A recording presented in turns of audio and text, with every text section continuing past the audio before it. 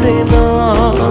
বাসলে ভালো কেউ কি এমন পাষাণ হয়ে যায় যে নিজের সুখে মনের মানুষটাকেই মেরে যায়। হায় রে বোকা মন আমার, শুনলি না বারণ, আবার প্রেমে মজলি রে তুই কেন কারণ। প্রিয়া